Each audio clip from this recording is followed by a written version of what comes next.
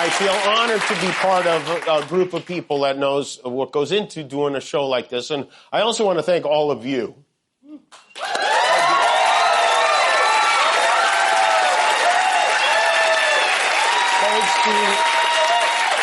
Who supported our show, cared enough to do something about it, to make your voices heard so that mine could be heard. I will never forget it. And maybe most of all, I want to thank the people who don't support my show and what I believe, but support my right to share those beliefs anyway. People who I never would have imagined. Stand up. Yeah, there it was last night, and here I am. Hello. Thank you very much for pressing play, for supporting me and my work here at Stand Up. I have heard from so many of you and others that I've never met or heard of as a result of all of the different television appearances I've been making around this cancellation. I've had all kinds of requests from networks all over the world, Australia, Canada, of course, CNN, and it feels like I'm the only comedian. I'm like, there's other guys you could ask. There's plenty of women out there that you could ask as well, but I've been soaking it in and speaking out and speaking up, and I want to welcome all of the new people who have signed up for subscriptions and are listening to the show as a result. So thank you, Jimmy Kimmel, for everything that you've done, and also for the message he actually sent me. How about that? Jimmy himself reached out and sent me a private message, which I thought was really wonderful, just thanking me for being out here. And I just can't do any of it without you. So for everybody supporting me, I just want to second that thanks. And today I've got a great conversation with Tim Wise. And that's it, because I don't have time to do the headlines and the clips. My parents are in town, and I'm taking them in to the city to see my daughter. They have the day off because of the Jewish holidays. Happy New Year.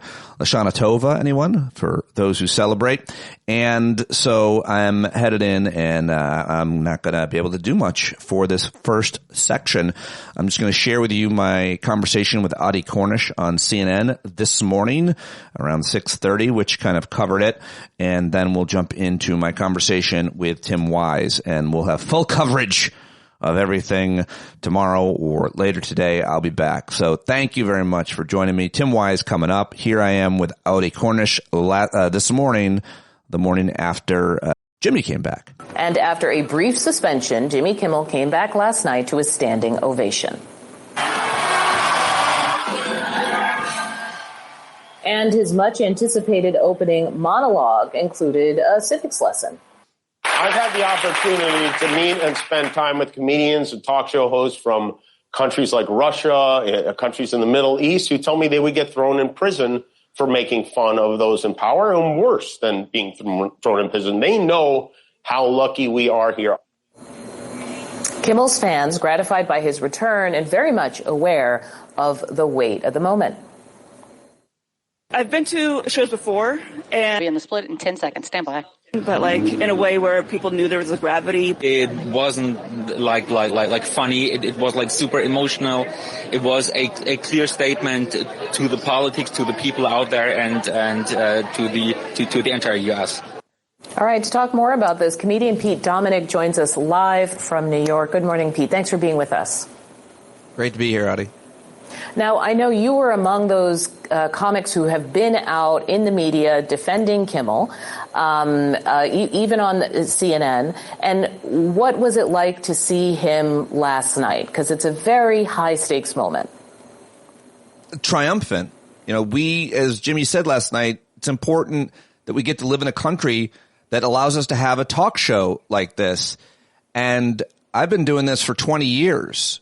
Running my mouth on stages, on TV, on radio, and I would defend anybody's right to do that, even if I don't like what they're saying. That's always been the standard, as you know, Adi, especially for comedians. We came up and we stand on the shoulders of people like George Carlin, who the FCC obviously went after, and Lenny Bruce. They were put in jail, Adi. So it's important to recognize the history of comedy and free speech in this country. So last night was really triumphant. And I have a feeling those stations that did not air Jimmy Kimmel, they're going to probably decide that's not a great idea and put him back on the air on those many different networks. You know, Kimmel explicitly took time out to try and correct the record on his comments, right? He had been kind of linking the shooter to what he originally had referred to as the MAGA gang. So how do you think he handled that particular moment, kind of addressing the people he offended? Absolutely pitch perfect. Absolutely. Jimmy is such a good guy. Everybody who knows Jimmy knows that. I mean, after my appearance on CNN with your colleague Boris Sanchez got a lot of attention because we had a bit of a row. Boris is a great guy. We had a great conversation, but we didn't see things exactly eye to eye on that. That video made it to Jimmy, and Jimmy messaged me, and I don't even know him. I know writers on the show, but he's really a great guy to comedians and treats people well. And so I think you saw that come out when he had that very authentic moment. He's a very emotional guy. He's often gotten very emotional on his show, and I think he meant exactly what he said. And if people don't believe him, then they're lying to themselves, because I thought it was a very authentic and important moment. Kimmel also obviously still made jokes. He made jokes at the expense of the president, of the FCC chairman, Brendan Carr. I want to play something for you that the chairman said yesterday while in New York at a summit. And he was asked about what was going on in the States with Kimmel. And here's what he had to say. But instead of doing the court jester role, they became court clerics, where they were enforcing a very narrow sort of partisan view. And that's not for me ultimately to judge. That's for the ratings and the audience to judge. And that's what we're seeing. So he's saying two things there. One, that there is an audience that can respond, right? There can be backlash when you say things. But I also wanted you to address this argument that people in late night, people like Kimmel, who has been very sort of moral in the way he talks about issues of the day, that they are the ones who are kind of pushing an ideology on the public. Nah, man. I mean, Jimmy Kimmel is first and foremost a comedian.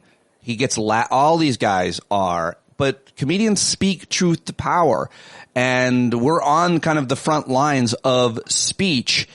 If you don't like what he has to say, you can change the channel.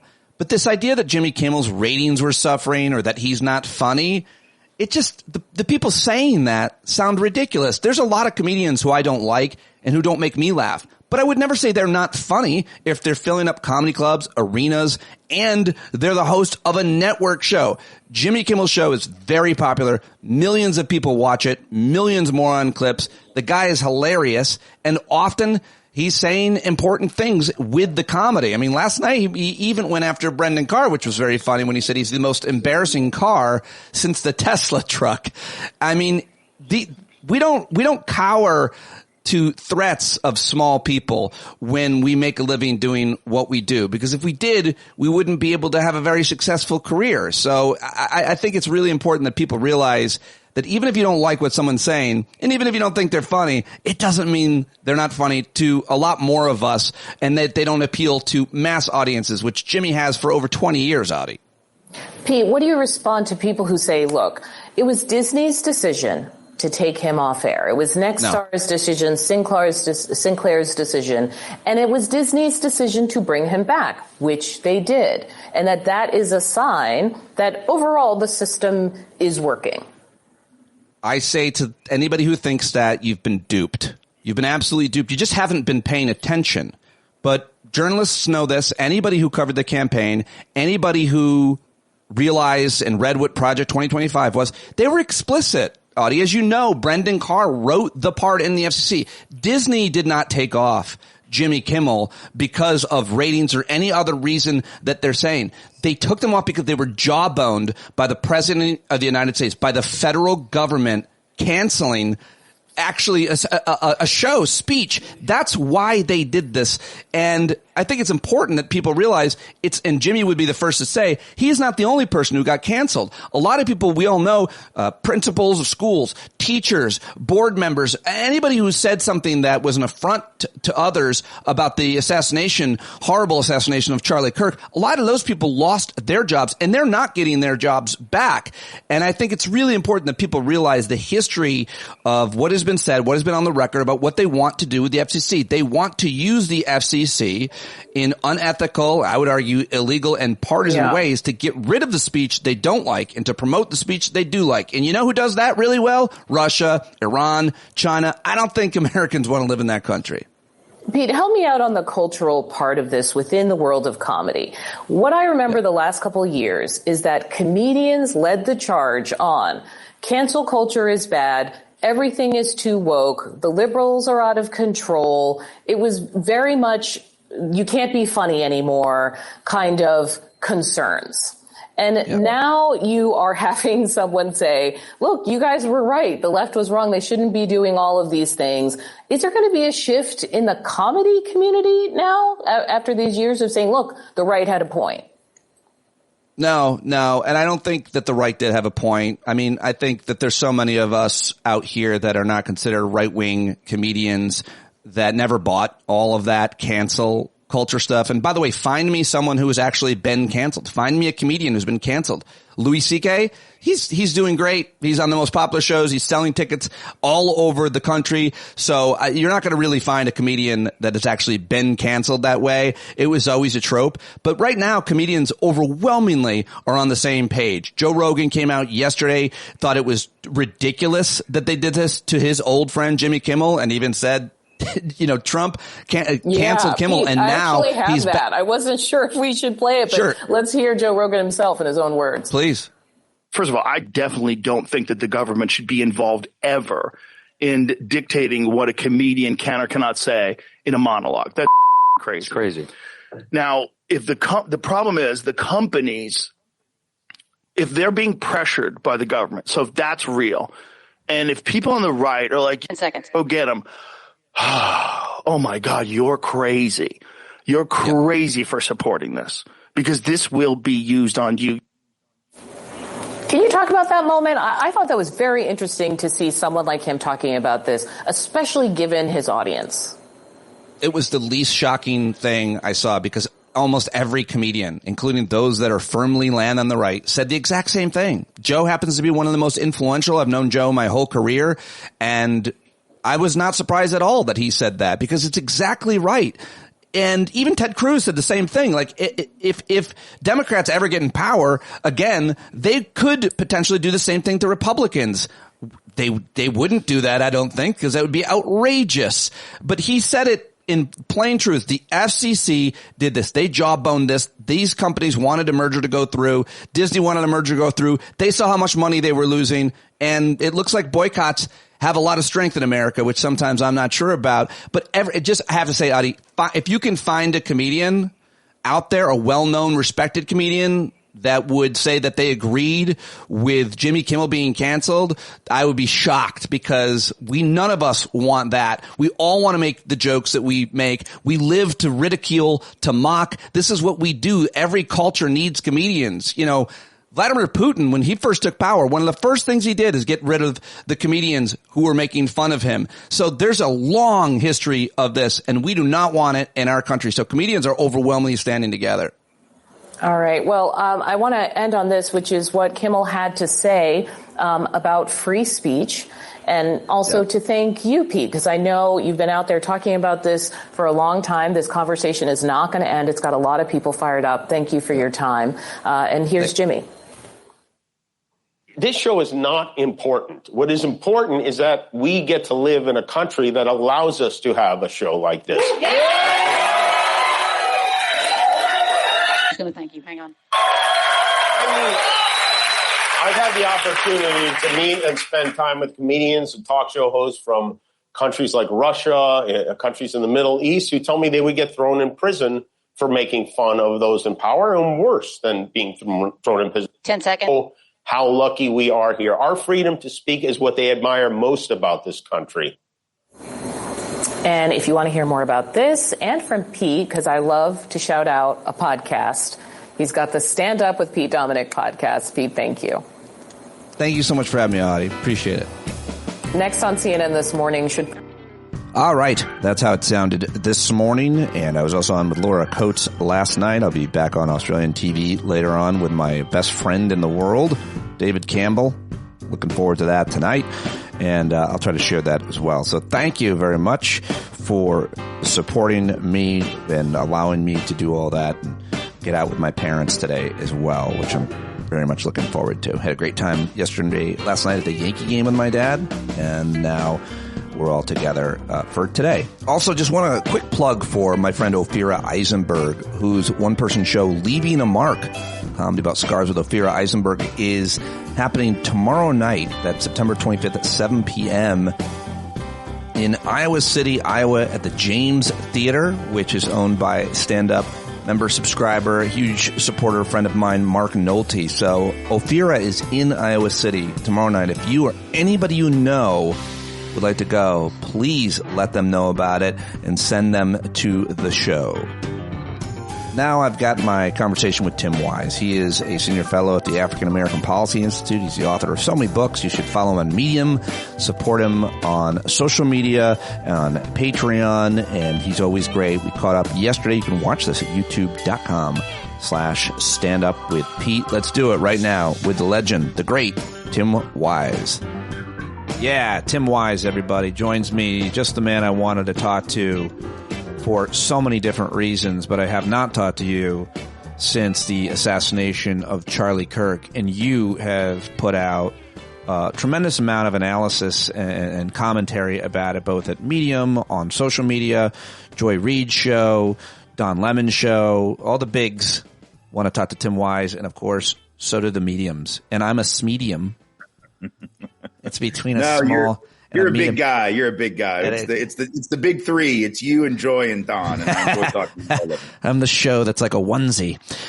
So lots to discuss though with you, but I guess I first just want to go to kind of the most obvious thing that I wanted to ask you about, given your scholarship and everything that you've been doing your whole career, which is looking at Charlie Kirk's life and his contributions and his impact and his influence. And one way to look at it in many ways is to look at the celebration or memory of his life, and by who, including apparently in every town, my town, churches everywhere. You know, my town is run by Republicans, and the town supervisor is also a man of the cloth, and it's just north of New York City. And they had a whole huge thing. The church was filled with all the Republicans and all the white right-wingers worshiping this guy. But anybody who knew him knew that he was as bad of a white supremacist as is alive or was alive, right? Like, what are your thoughts about his contributions and his influences and his celebration? Well, as hard as it is to imagine, there are worse white supremacists and individuals than Charlie Kirk was. Forgive me by the way I measure it. Forgive me. The way I measure it is by impact. So yes, of course, there are worse people doing worse things, including committing violence. But this guy was in my school. He was everywhere. Yeah, no, in terms of his ubiquity and his impact and his influence, the way that he spread racism, sexism, homophobia, transphobia, Islamophobia, nativism, all the isms, all the things, was certainly unparalleled, you know. And I think it's fascinating to me to watch so many people lionize him, who I think, to be perfectly honest, now some of them know full well what he stood for and they're 100% behind it. I have discovered, however, in the last week or so, that there are a disturbingly large number of people who are saying all these nice things about him and really they haven't really looked at the clips that you and I and so many of us on this side have looked at. I actually wrote a piece the other day that was prompted by a few emails that I got and then a post that I saw on Facebook from someone else I didn't know. And they all said the same thing. You know, the people that wrote me couldn't believe that I was slurring Charlie Kirk with these awful calumnies about racism and sexism. And when I presented the clips to them, you know, showed them the links, they were immediately quiet. Really? They had never seen those clips. And then there was a woman on Facebook whose post I saw who showed clips of Charlie Kirk to one of her friends, who was really, you know, saying what a great Christian man he was. And the friend showed the person whose post I saw these very anodyne, banal clips of Charlie Kirk, just saying like almost TED Talk stuff like find purpose in your life and do good in the world, which, I mean, you know, okay, great. But they're not seeing. A lot of people weren't seeing the stuff we're seeing. People are actually not sitting and watching that direct 3 hours a day, which is the good news about America. Most people weren't paying attention to the 3-hour podcast. And so once you show people that, it does have the ability to make people go, oh, wait a minute, I didn't realize this is who he was. So I do want to stress, That doesn't mean we let Charlie Kirk and his legacy off the hook. We should talk honestly about who he was. But we do have to remember that some of those people who were out there celebrating this guy, talking about him as some, good, just wanted to go have a nice friendly debate with the college kids or whatever, really don't know what we know. And we sometimes make a mistake. I mean, those of us on the left who are progressive, when we assume everybody's seen what we've seen, and if they aren't on our side, it's because they're just as shitty as the person we're criticizing. And the truth is, a lot of folks out there live in their little bubble where their algorithm feeds them only the things that it feeds them. And if they're not seeing what we're seeing, we have an obligation to raise that issue, which is why it's important to keep talking about who this man was, not as a way to rationalize the horrible thing that happened to him. Murder is wrong, period. It should be easy to say that, but as a way to say we don't whitewash and scrub clean the legacy of someone who said as many horrific things as he said throughout the course of his if you took the nice things that any of us that have said millions of hours of things, you could put together a pretty good, thoughtful thread about a person. It's probably true of almost anybody who's ever spoken in public, certainly any politician and so on. But most of this guy's game, most of his career was very divisive, very misogynist, sexist, very racist. And he led a generation of Christian nationalism. The way that he folded his religion into all of it, I think is important. So maybe just talk a little bit about the history and the importance of the, quote, Christianity that he professed and prophesized. And do you think he got raptured yesterday? Not he. Did anybody get raptured yesterday? Did he? I thought it was today. It was today. Was it yesterday? I thought it. Well, clearly I've been left behind. Traffic will be a lot easier in Nashville now. I'm excited about that. And there are some really nice houses down the road, bigger than mine. I'm just going to move my shit in. Actually, I think if they've been raptured, I don't know. I'm not really. We need to ask Kirk Cameron. Oh, but he'll be gone. I guess he'll be gone. I don't know. But the Christianity that Charlie Kirk preached, which is so funny, he's actually known for slamming most churches in the United States and most Christians for not being sufficiently magnified, for not being sufficiently dominionist, for not being sufficiently Christian nationalist. He's referred to Catholic seminaries as these breeding grounds for weak, effeminate beta males, right? And yet Cardinal Dolan the other day was saying he's the new St. Paul, I think, or St. Peter. I get my saints confused because I'm a Jew. What do I know? But one of those saints. It's like this is a guy who didn't think most Christians, most self-professed Christians, certainly most mainline Protestants, most Catholics were really Christians in the way they needed to be, but they're still going to celebrate him in church. He was not a religious scholar. He didn't go to seminary. He didn't even go to what we call down here in the South Bible school, which is the equivalent of seminary for people that don't really want to do deep studying, that just want the minister to tell them what the Bible says. He didn't even do that. His religious understanding comes from sitting in front of a computer, Googling what's the best right-wing interpretation of what the Bible says about abortion so I can say it. What's the best right-wing interpretation of what God said about LGBTQ folks so I can say it. And of course, among the things he said is that God's perfect law would be to put to death gay men, because he pulls out a line about that. Of course, it's interesting. The scripture says nothing about lesbianism. So, ignores God that. is into, I've always thought God is way more into women on women. I think we all know what that's about. Yeah, yes. Yeah. But this Christianity that he was preaching, that these other American Christians are praising him for, isn't even the Christianity that most American Christians experience, unless you go to some reactionary, non-denominational megachurch, that has really taken the sacred and made it profane and turned it into a capitalistic orgy of excess. You're not the kind of Christian that he believed in. You're not doing the kind of Christianity that he believed in, which was a Christianity of power, right? A Christianity of dominion. David French had a really good, he said something to that effect in a New York Times thing the other day with Michelle Cottle and Jamel Bowie, where he talked about that. And David's an evangelical Christian, but he's talking about how for many years now, that section of the American right has essentially gone all in on power. They're not talking about Jesus. They're not preaching the gospel. Right. They're not even talking about the kind of reactionary Christianity that maybe, we ascribe to Billy Graham or to Pat Robertson. This is beyond that. This is something that is much more in line with the kind of thinking of Pete Hegseth's church, the one that Doug Wilson up in Moscow, Idaho runs, which is rooted in the idea that really women should be silent. They certainly shouldn't be allowed to vote. They rationalized the period of enslavement. Doug Wilson famously did that some 20 years ago when I became familiar with him. And he's the sort of denominational head of the denomination that Pete Hegseth is a part of. He had a booklet called Southern Slavery as It Was. I mean, this is a hyper-reactionary Christian nationalist dominionist movement. That's the kind of religiosity that the Trumpers, like Hegseth, of course, but also people like Charlie Kirk, were really into. And I think most Christians, all they do is they hear, oh, he's a good Christian man spreading the word of the Lord, not realizing that the kind of Christianity that he believed you needed to follow isn't probably the kind that most of those praising him actually follow. Right. It's certainly, not the most prominent kind.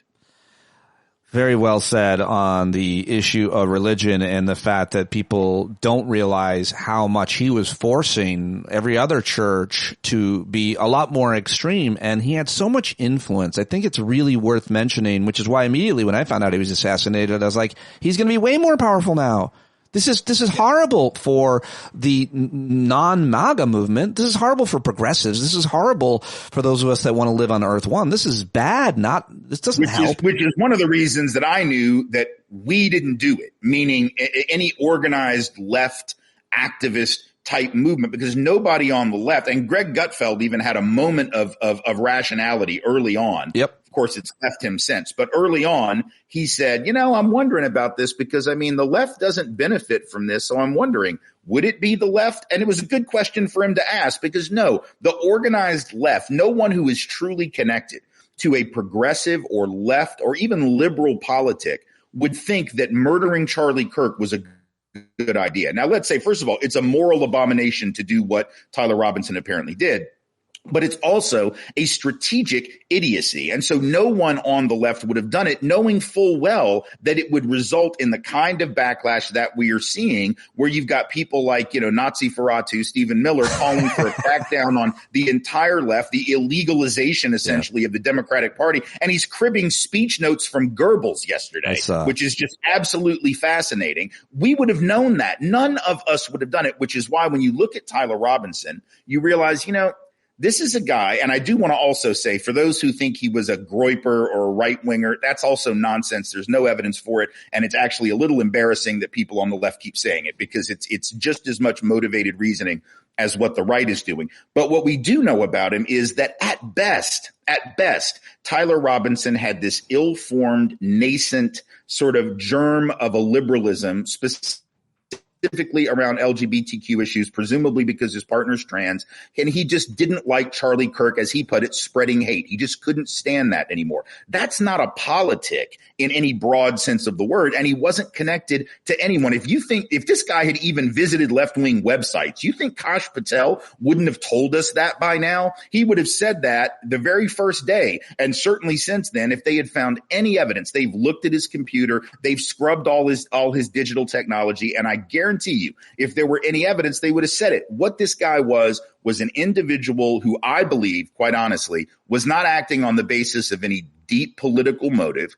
I think the more likely scenario is he was really in love with his partner, and he was really hurt, personally aggrieved by the way Charlie Kirk spoke about trans folk, which was horrible and cruel and vicious. And he personally decided, you know what, I'm going to be that white knight. I'm going to stand up for my partner who I love and the community of which my partner is a part.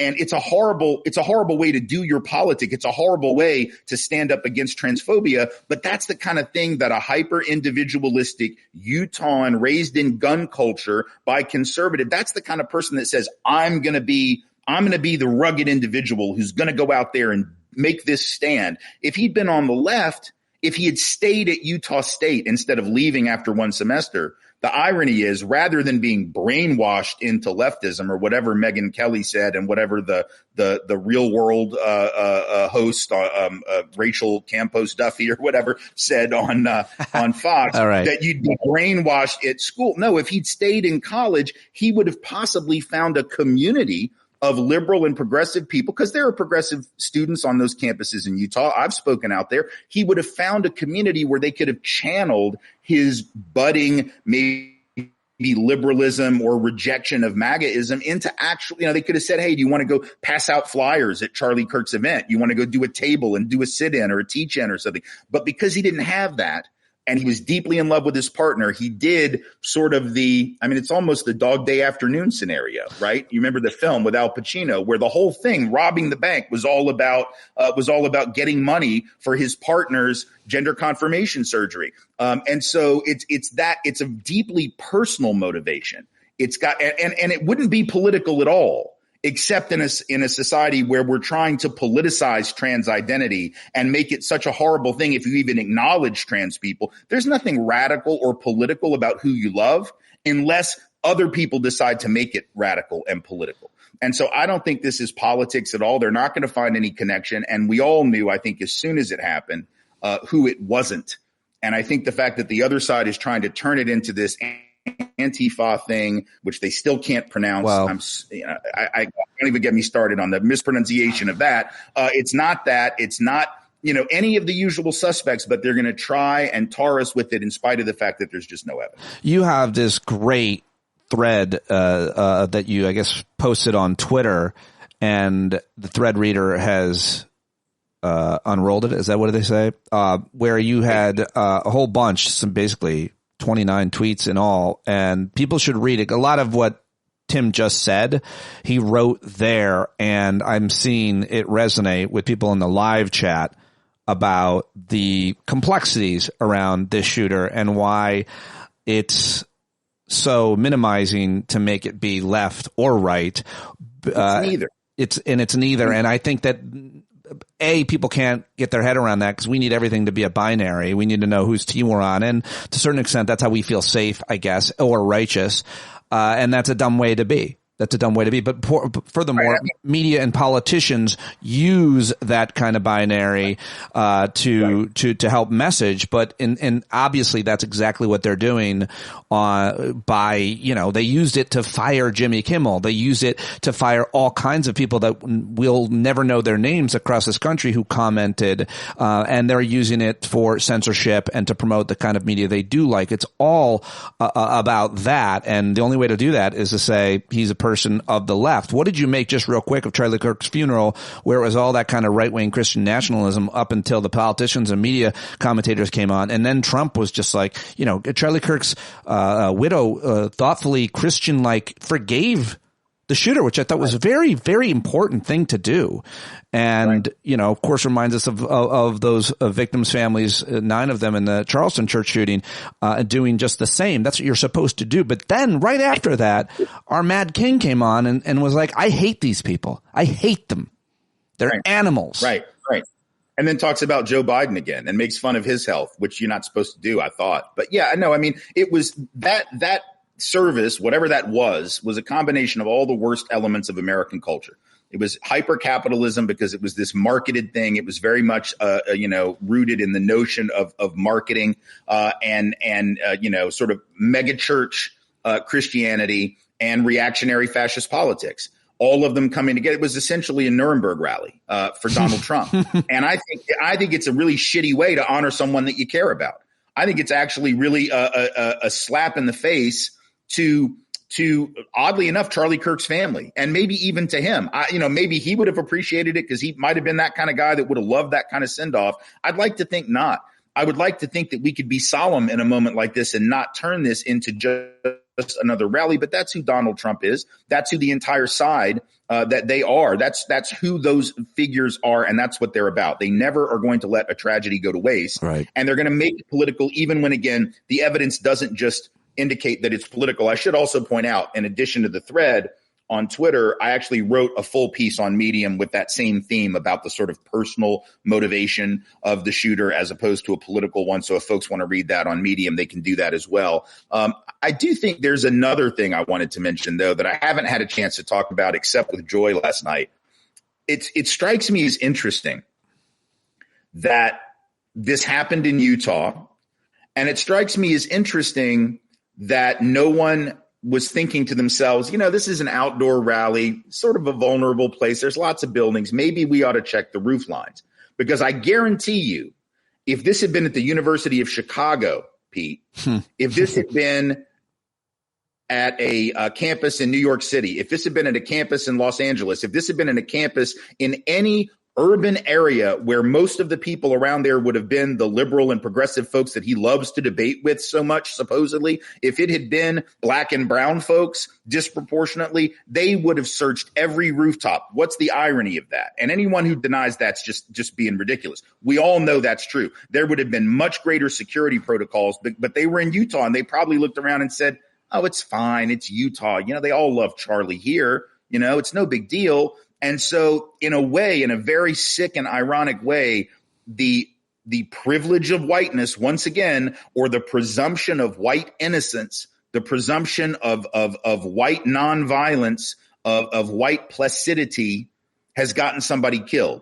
That's awfully ironic because if he'd been willing to go into those urban areas that he liked to slam and critique as hellholes, if he'd been willing to actually go into a place where it wasn't 10-1 people like him or 5-1 people like him, if he'd been willing to go into a place and actually, quote unquote, debate a group of people who outnumbered him and who were steeped in some cases in the kind of factual information needed to rebut his nonsense, he would probably still be alive today. Nobody would have shot him for one of those groups. And B, they would have made damn sure there wasn't anybody on the roof ready to snipe. So it's just sort of fascinating that in the midst of this horrible act of white on white crime, we aren't even paying attention to the reality that it was precisely the whiteness of the space, of the state, of the campus, of the culture that probably most let Charlie Kirk down. Now, isn't that something? I'm just going to let that sit there because it certainly is such an important point. I'm really glad that you pivoted to it, because I think I was going to forget about that one. And important. And you can read a lot of this again at timjwise.medium.com. I'll put that in the live chat. But if you're listening on the podcast and you're not subscribed, and you can support Tim on Patreon. Also, Tim, you wrote a piece there called Charlie Kirk's Debate Me Bro Act Wasn't Politics the Right Way, which is, I think, a reaction to Ezra Klein, his piece in the New York Times and so on. I made the point that he was an effective debater, and listeners did it at our hangout, and people jumped all over me, and I didn't realize how wrong I was. So I think this is another important point, not as important as the three that you just made or more about Charlie Kirk and everything else, which is really important. But I do think that we're seeing so much of this. I mean, Charlie Kirk got famous when he was like 18 for posting clips, I believe, and he was one of the first, he and Ben Shapiro and a lot on the right, the left is caught up to a certain extent, where they're like, Pete Dominick destroys Tim Wise. When then they get a thesaurus and it's like, I got to think of a few more. Obliterates. And he did that, and he really got popular by doing that. So tell us more specifically about your criticism of Ezra Klein's piece and the rest. Well, I mean, I just think Ezra was giving Charlie Kirk an awful lot of credit for being this open-minded Socratic figure. I mean, Charlie Kirk was going onto campuses and dunking on college freshmen who haven't even probably had a class yet in the subject matter that Charlie Kirk is going to want to talk about. And then he would just sort of dazzle them with bullshit and throw as many things against the wall as possible. If you actually ever watch his technique, as soon as he's asked a question or challenge, he immediately pivots to some other topic that he wants to talk about. He doesn't stick on the topic. He shifts the discussion to make it seem as if he is somehow overwhelming the other side. And I say this as somebody with a long history of debate, both competitive and political. I debated Dinesh D'Souza 8 or 9 times. I've debated Ward Connerly. I've debated David Brooks. I've debated a lot of people on the far, far right and just sort of average everyday conservatives. I used to go around campuses doing it all the time. And after a while, what I realized was even if you're doing the debate the right way, and I say Charlie Kirk wasn't, because he wasn't really having debates. He was having, prove me wrong. I'm going to give you 20 seconds at the microphone and then I'm going to dunk on you and we're going to move. That's not a debate. That's a performance. That's some kind of reactionary MAGA performance art. But even if you did the debate the right way, put Charlie on a stage with me or some other progressive who's used to doing debates, it's still a problem. And the reason I say it's a problem in that essay is, having done it for years, I came to realize a couple things. Number one, no one really pays attention no one's looking to come to those to learn. No one's coming to be challenged. No one's really open to the possibility that their side could be wrong. And if you're going to be involved in a debate or watch one, and you're not open to the possibility that you might learn something on a topic that might shift your opinion, then you're not really there in good faith. And what would happen is, like, Dinesh and I would go and debate, and his people would come and my people would come, and they would all go home and they'd be in the same corner they were before. It didn't matter that, like, of those, I think I debated him 9 times. 8 of those times, I'm not trying to be a jackass when I say this, I'm just good at debate. I clobbered him 8 of the 9. The one time we had like a draw because it was just very low energy for both of us. It was like 100 people in the room. Nobody seemed to give a shit, so you couldn't pick a winner in that one.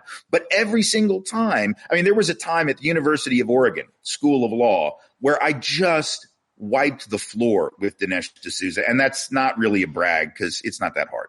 But after it was over with, people on his side came up, and I was listening. I was talking to some of my side, and he was talking to some of his side, and I overheard some of his people say to him, why do you come and do these? And he said, well, I want to come and support conservatives who are under attack from the left on these campuses. And one of the guys is like, just don't.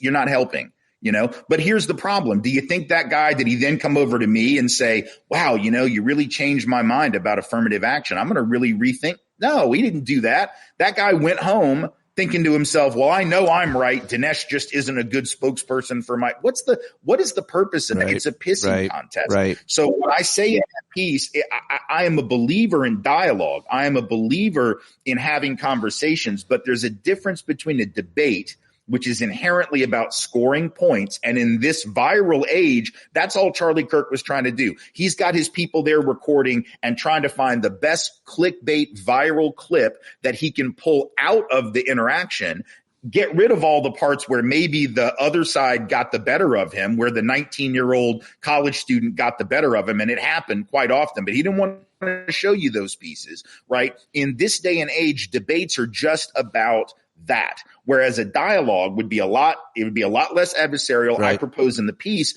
that we ought to sit on a stage, people on the left and people on the right, and have a conversation not about what we think, because that is inherently adversarial, and that's me pulling out evidence and you pulling out evidence, and nobody really ever shifts. I want to know why people think what they think. I may have told you this story before. Years ago, Cal State, UC Santa Barbara asked me if I would, there were some people there wanted me to debate Ben Shapiro. And I said, I'm not in, this is long after I'd stopped doing these debates. I said, I'm not going to do a debate with Ben, but if you want to go back to Ben's people and ask them, hey, Tim would like to have a dialogue and here are the ground rules. We will not be, we're going to talk about, white privilege or whatever. Is it real? Is it not? But it's not going to be me trying to prove it and him trying to debunk it. It's going to be me saying, hey, look, I believe in it, and here's why. And he's going to say he doesn't, and here's why. And the rule is you can't refer to studies, statistics, data, academic analysis, because that ain't why you believe what you believe, Ben, and that ain't why I believe what I believe. I believe what I believe, and he believes what he believes, and all of us believe what we believe, not because of some objective analysis. We haven't sat down and read all the research, studied all the books, gotten all the information. We believe what we believe because of a combination of upbringing and experiences, who came into our lives, what things did we see growing up, and what did we not see. My belief in the thing called white privilege and institutional white supremacy is because I've seen it in action deployed against people that I love. I've experienced the privilege piece on my own end viscerally. So yeah, can I find data to support that? Yes, but that's not why I believe it. It helps fill in the gaps of my knowledge, but I believe it because I've experienced it. And my guess is people on the right don't believe in it because they've had a different set of experiences. They didn't have the same friends. They weren't in the same social circles. Right. They didn't have the same parents. They didn't have the same mentors. If we could have dialogues like that, probably nobody's going to change their mind, but at least I would understand where you're coming from. You would understand where I'm coming from, and that would humanize both of us in the eyes of the other and anyone in the audience. And that right there turns down the temperature in this incredibly divided age, so that even if we don't agree, I don't have to assume that you're evil for not seeing the world the way I see it. And you don't have to assume that I'm evil for not seeing it the way you're seeing it. And the problem is, when I offered that to UC Santa Barbara, I can't remember whether it was the school or they went to Ben and he had no interest, but it never went anywhere, because I think there are people who would rather just have the viral clickbait moment. They don't want the nuanced conversation. They don't want the deeper discussion where we really get into the, like, who are we and why do we believe what we believe? We just want to have the pissing contest. Yeah, and I think that these debates actually help poison the culture. They're not the solution to political violence. Right. They actually contribute to it by the kind of climate of tension that they create, the way they're done right now. Yeah. No, I mean, not only that, these quote debates and everything you're talking about is incentivized by money and clicks and, I guess, algorithms on social media. And that's why television programs from CNN, Abby Phillips' show, which I appear on quite a bit, and now Piers Morgan. I mean, Piers Morgan is doing this show. I don't know if you've seen it. It's like 4 people that are all at odds, or too liberal, too conservative, whatever. And they screaming over each other, and it gets 1 billion views. It's like, that's. Well, look, I mean, this is what Jon Stewart warned about when he confronted, what was it, Tucker back in the day when he was still on CNN doing Crossfire or whatever it was. Was it CNN or whatever it was? Remember, it was Crossfire. Novak. It was, yeah. And his whole point was, you're hurting us. You're hurting us. How is this healthy? This is hurting. Yeah. And that was how many years ago? 20 years ago, more than 20 years ago. I mean, what we haven't learned, it's only gotten worse as the algorithms continue to push us just the things that keep our eyes on those pages, so that we'll eventually click an ad for some type of supplement that they're hawking, or some kind of really great pillow that you need to sleep on if you want to get a good night's sleep, or whatever it is they're selling you. And I think we're missing the deeper point, which is, if we really want to de-escalate the violent rhetoric and avoid political violence, you can't ever avoid it altogether. But certainly part of it is about humanization. And I can tell you right now, that would be of benefit to people on the right and the left. And nobody is winning in this environment. Nobody is benefiting from this environment. It is intimidating people from speaking out. It is incredibly dangerous and incredibly toxic. And I say that as somebody who, as you know, has been marked for death. I mean, there are 3 people right now in federal custody, 2 of them awaiting trial, one of whom has taken a plea deal waiting for sentencing, who, as you know, marked me for political assassination as part of the Terrorgram Collective international white supremacist terrorist group. Thankfully, this DOJ has not, decided to throw the case out in the name of Nazi free speech. It was originally brought by Biden's DOJ. They're continuing to prosecute it. But knowing of that experience, knowing that there are people out there who want to harm me, who have wanted to harm my family, who have threatened and promised to do so, so much so that they're actually now going to face consequences for that, I am acutely aware of how incredibly dangerous and destructive this environment is for everyone. I want political violence to stop.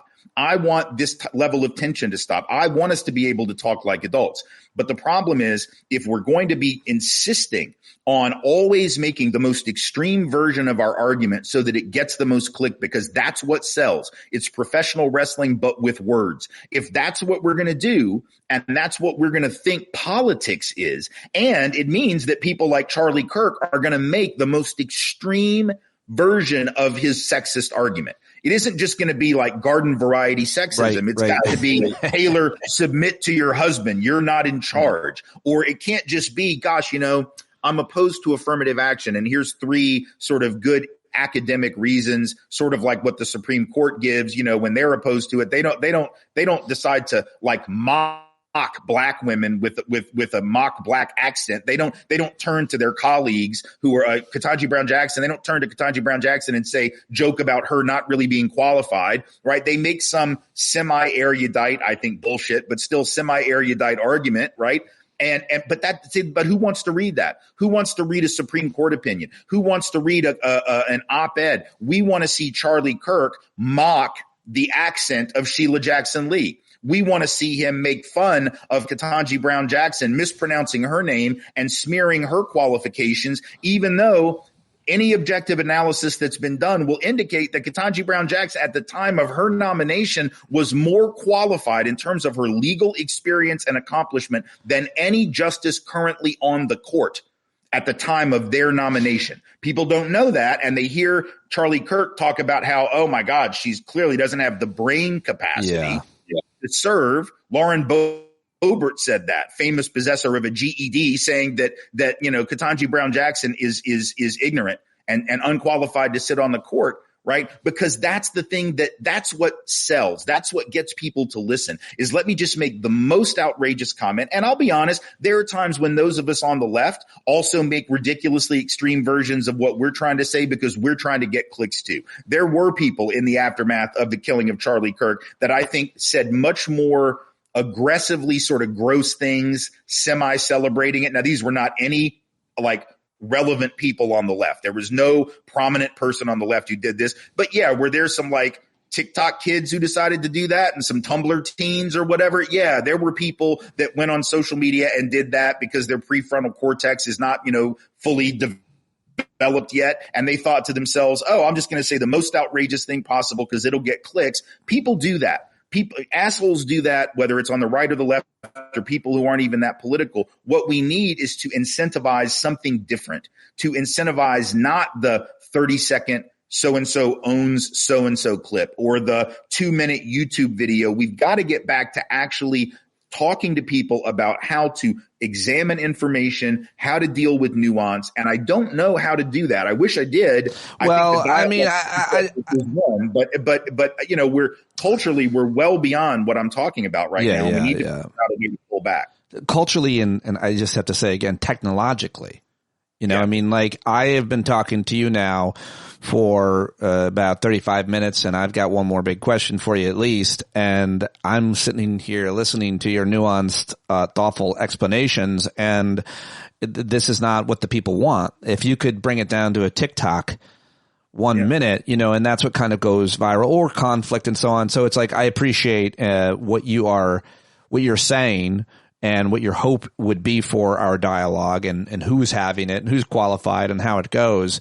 But I fear that the incentives aren't in line with that, which is why I'm not nearly as well known as plenty of other people who are in the same lane. But let me ask you about one other really, I think, important discussion that people or debate that people are having or saying, that Charlie Kirk was a free speech warrior.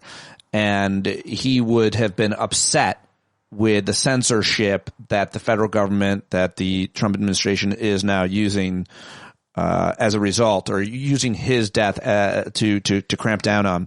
And there are also just these boilerplate criticisms. Now you don't like cancel culture when it's done to your guy. And so I thought maybe we could get kind of the nuance between what happened when Roseanne was fired from her ABC sitcom for what she said versus what happened with Kimmel on the same network, or with Bill Maher on the same network.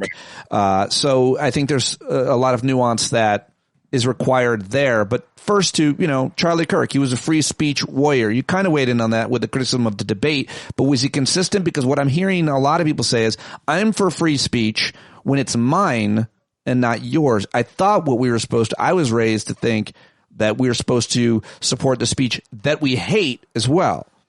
Right. Well, first off, he was not a supporter of free speech on principle, because all during the course of the both the first Trump administration, especially near the end, when the ban on critical race theory was put in place for the last few months of the Trump administration, then all through the 4 years of Biden, when 20 some odd states were banning the teaching of accurate history about racism in America, when they were removing books from the shelves of libraries, both in schools and public libraries, around issues of sexuality or racial justice, including children's books on Martin Luther King Jr., et cetera. He didn't say anything. When Donald Trump came back and passed executive orders to essentially, again, not only take take books and curriculum out of schools that he found insufficiently patriotic, but then starting to attack museums, wanting to remove artifacts of history that tell the truth about enslavement because it makes slavery. What did Trump say? It just talks about how bad slavery was, as if that's a horrible thing to do in a museum that talks about that among other aspects of Black folks' existence in this country. Charlie Kirk never said, "Oh, Mr. President, you're going too far with this. Is censorship. This is censorship of history. This is against free speech." He had no problem with that. He himself started the professor watch list, the whole point of which was to rat out your professor for saying anything in class that was insufficiently conservative or progressive. And if you did it, they would record your lecture, and they would upload snips of that, and they would talk about how hard, and they would get these professors harassed. Many of them got death threats. Some were I don't know if anyone was fired. I wouldn't be surprised if they were, but they were certainly threatened with disciplinary action. So you don't do that if you believe in free speech. As far as the stuff about cancel culture goes, I think first, most of us, I just want to add one thing, Tim. In my own personal experience, in our school district, Turning Point USA was fully invested. They were there handing out buttons. Students were student representatives. And it's a little bit more convoluted than even what you just said, the strategies. They were there to support a lie in my town. So what's it called? They platform and echo and boost the lie. And then it gets everywhere, and they brand it, and they add their resources to it, their editing skills and so on. And my district was all over the country on their channels, and I was targeted. So it's far more than that. I mean, Turning Point is involved in almost every district in the country.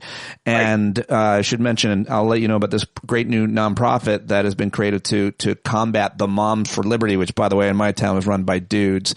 Ironic that they're so anti-trans. Well, it's like Blacks for Trump is a bunch of white people. You know, if you see the pictures, they've got the old white folks at the convention that said Blacks for Trump. I don't know what that is. But, anyway, I interrupted. I just wanted to add that's another tactic that they were using, Turning Point, to silence people's speech. But I don't know where you were there.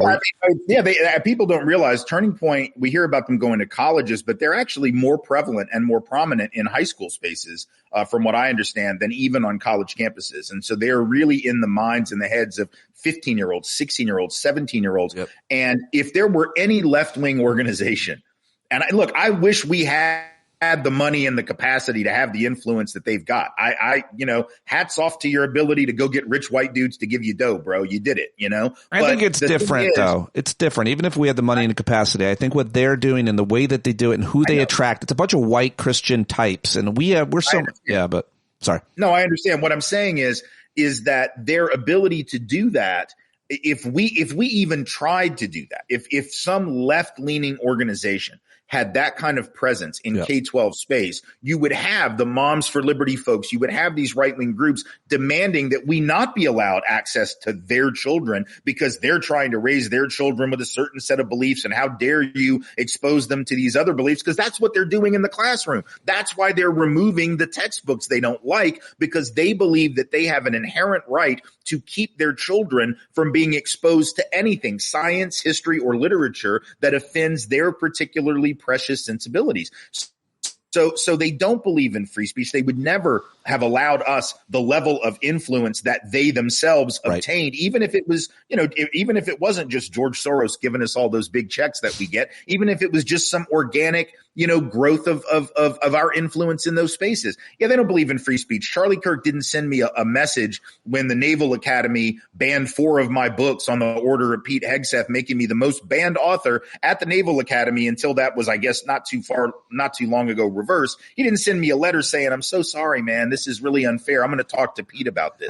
Hell no, he didn't care about that. These people don't believe in free speech, and they do believe deeply in canceling people who disagree with them. Yes. Those of us on the left always were talking about consequence culture. That was our argument. We weren't saying that people were irredeemable. We were saying that if you say racist, foul stuff and you put your shit in the street, as we say down south, we have the right to point out the shit and let the chips fall where they may. And if we point out the shit that you took in the street and then someone decides, God, I don't think I want the street shitter working for me anymore, that's their choice. That's fine. What we didn't do was get the head of the FCC to try to get people taken off the air. Keep in mind, when Roseanne Barr was fired, first of all, she was let go during the Trump administration. So she was not pushed out by someone. She wasn't pushed out by Obama, even though I think she misremembers it as having been Obama because she's too high or too whatever she is. So she keeps blaming it on that, because what she did, for those who don't recall, is she made a horribly racist comment about Valerie Jarrett,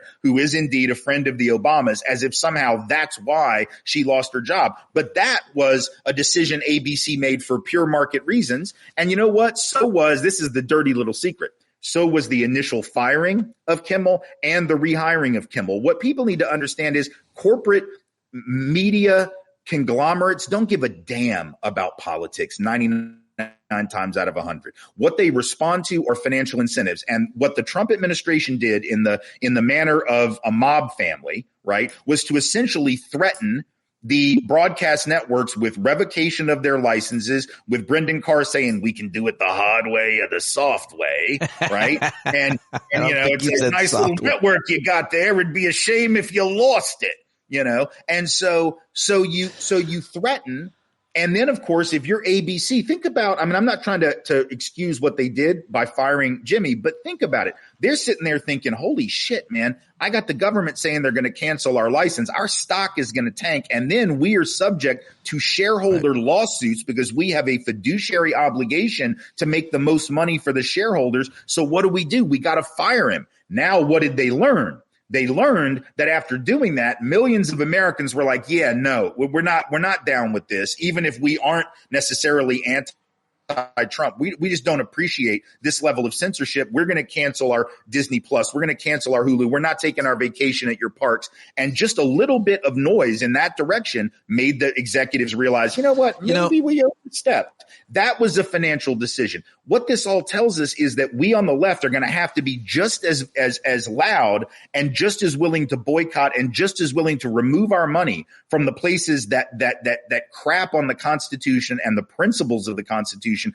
if we want to get our way. The right is very good at doing that. We used to be good at doing that. We need to get back to doing it because that's the only reason Jimmy's getting his job back. I don't believe for 1 minute that Bob Iger sat down and said, oh, God, it was political. It was a really stupid, boneheaded move. No, he just realized, there's just as much money to be made over here doing this as there was over here doing this. That's why during the racial justice uprising, all these companies were rushing to do all the DEI stuff. You think that was because they suddenly woke up and they were like, white supremacy. How can we be complicit in this any longer? No, it was because they realized we're in a moment that we want to take advantage of. It was cynical as hell, which is why as soon as the political worm turned, what'd they do? They start canceling their DEI positions. They fire people from those jobs. They pull back. They eliminate all their DEI efforts because now the politics were running in the other direction. So if we want these media giants or these corporate giants to do the right thing, don't ever trust them to do it for political reasons of conscience. It's only for reasons of money, which means we have to make them do the right thing. They're not going to do it on their own. Very well said. And I would just add one thing to what they did to the DEI as a result. Well, we boycotted Target, and that, as a reaction, was effective. So apparently, right? Like that was a pretty organized boycott, and they apparently lost a lot of money. The CEO resigned as a result of them throwing out their DEI policies. So, I don't know if they brought them back yet, but I think if the pressure remains, they will begin to learn some lessons. Because look, the right lost their mind over an old man and a pickle barrel or a cracker barrel or just a barrel. It's a cracker barrel, I realize, but I like to think of it as a pickle barrel because it just seems more country to me. They lost their mind over the cracker sitting at the barrel is what they did. They lost their mind over that. And what did they do? They screamed about it for 5 days. They got this lunatic Robbie Starbuck, not real name, to lead the charge against all the woke companies. And it worked. And now they're getting the old dude back. As I've joked with you before, he's the only person getting the job during the Trump years so far. Everybody else is losing theirs. But Uncle Herschel got his job back, and he's going to get his cholesterol-filled breakfast because the right wing decided this is a hill we'll die on. And a lot of times those of us who are progressive, we've forgotten the power that our money does in fact have, not just George Soros's money, our money, the money that we spend every day. And it's time to just start withholding support from these companies that won't do the right thing. There are more of us than there are of them. I know it's intimidating to watch that stadium filled with 90,000 people or whatever, but we're a 345 million person country, and 90,000 is a lot. It's more than you or I are going to have at our memorial service. I don't know, but probably pretty well liked. Maybe if we die together, we might be able to get 90,000. I hope I die in your arms in a volcanic eruption. My God, we could only wish. We could only hope. But it's more than most people are going to have at their memorial. But let's be honest, right? This is not indicative of. They want us to think that this is indicative of a national trend. They want us to believe that everybody feels that way. But let's remember that the majority of Americans, between those who didn't vote for Donald Trump and all of this nonsense, and those who just didn't vote at all, the majority of Americans have never, ever given their assent and ratification to the bullshit that has happened. It's so true. If we can remember that, then we don't have to feel so alone. So well said. And I've never felt better about not being compromised with ads. So go support independent folks as much as you can. And that's the only way I can get to Tim. And I can't thank you enough for joining me today. As always, everybody go support Tim. Anything to plug other than the norms that I will hit on the way out, sir? No, just I would go to my Medium page, the social media stuff, obviously, and support the work of the African American Policy Forum, where I work as senior fellow. We're going to be coming out with a new report very shortly, actually, on the sort of four elements of Donald Trump's anti-blackness, both the rhetorical elements, the public policy elements. So keep an eye open for that. It'll be at aapf.org hopefully within the next week to 2 weeks. By the way, I saw this headline yesterday that did not get a lot of attention. I did mention it on today's episode of the podcast. I saw it from the New York Times. It was about the New York Times is getting leaks from the federal government's Fair Housing Commission as to basically what the under the Trump administration, what HUD is doing to those policies that were created as anti-discriminatory policies in housing.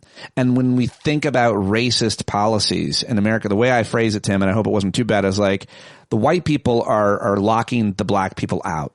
The black people are saying, please let us in. And the white people are saying, no, we don't want to.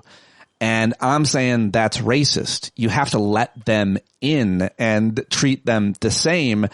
And it's done by skin color. I mean, there's a long history of this, but to see what the federal government's Housing Urban Development, which is a cabinet level, and they have like billions and billions of dollars that they're responsible for and resource, and they're making it harder for people of color, which is what an entire civil rights movement was fought to create, right? So I don't know if you saw that news or if you wanted to say anything about that. I think it did a decent job. I heard something about it. I haven't read. If you could send me the link, I'd like to read up more on it. But what I do know is it's not a shock that a guy, now our president, who got his start discriminating against black people in housing on behalf of his father and with his father, think it was perfectly appropriate to roll back anti-discrimination protections in housing.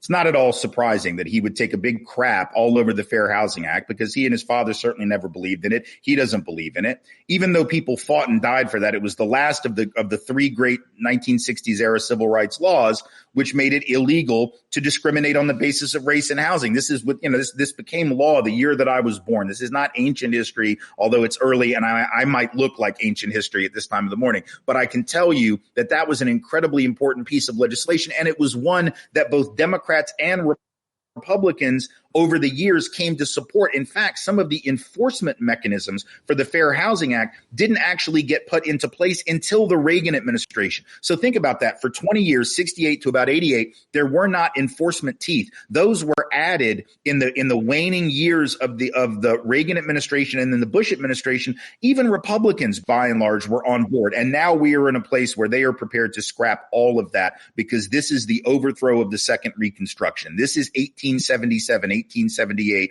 all over again, ignoring the progress we've made and trying to essentially roll back the progress we've made to undermine the entire infrastructure of civil rights and equal opportunity. And it's time for us to resist and make this a priority. Well said. Well said. Yes, I'll send that link to you.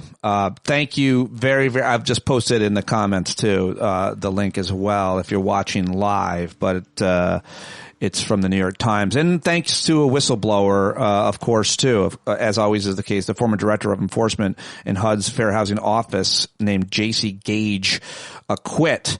And she wrote to Senator Elizabeth Warren to raise alarm about the changes. But like, how would we know this stuff if there wasn't brave people doing the right thing and they go unsupported? Thank you, Tim, as always. Really, really appreciate you joining me today. Thank you. All right, everybody. Thanks for watching live. Patreon.com/Pete Dominic. I'll talk to you later. All right. There you go. That was my conversation with Tim Wise yesterday. Awesome. As always. Sorry for the truncated show today, but it is a family day here in the middle of the week. My girls had the day off. My parents are in town, and we're going to be together. So if you need to smile, think of that, because that's what we're doing. Love you guys and appreciate you and can't do it without you. Thank you so much for your support, and I will talk to you tomorrow. Be good, be well, take care of yourself. Peace and love. John Carroll taking us out as always.